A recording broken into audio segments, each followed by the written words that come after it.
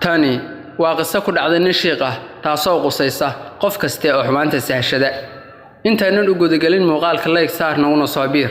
intaas kadib waxaa jira nin shiiq ah oo ehludiin ah kaasoo magaalada ku noolaa caan ka ahaa dadkuna aad u garanayeen maalin maalmaha kamid ah ayaa loo keenay gabar jiran si uu u quraan saaro dadkii gabadha waday ayaa iska laabtay shiiqii iyo gabadhii ayaana isku soo haray quraan saarkii loogu keenay ayuu ku bilaabay waa gabadhaas jirane oo rafanayse jirkeedii meelo kamid ah ayaa banaanaaday shiiqii shaydaan baa waalay oo ku yiri kufsa gabadha waa caadiye shiiqii ayaana gabadhii kufsaday oo galay faxshi dambi iyo xumaan shaydaankii ayaa mar labaad ku soo laabtay shiiqii oo ku yiri si aad uga badbaadid dambiga aad gashay dil gabadha shiiqii ayaana gabadhii dilay oo noqday gacan ku dhiigle kana baxsaday goobtii dadkii gabadha waday ayaa soo laabtay si ay u geeyaan xaafadeedii balse waxay la kulmeen arrin argagax leh taasoo ah gabadhii oo meyd ah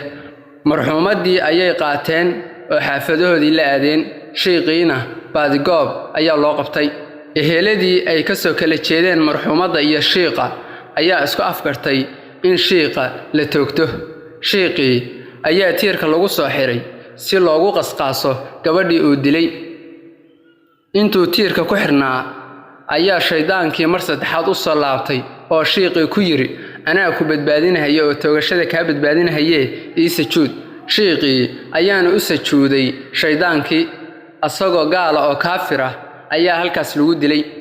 walaalayaal qisadan waxaan ka faa'iideynaa waxay tahay qof kaste oo xumaanta sahashada inuu meel daran ka dhici doono dambi kasta ha yaraada hase weynaada oo maskaxdaada soo gala waxa wadaay waa shaydaan hadaa fududaysatid wuxuu kugu darahayaa qoonkiisii ehlunaarka ahaa ilaahay hana badbaadiye walaalayaal aad diinta ku dadaalno waad maasantihiin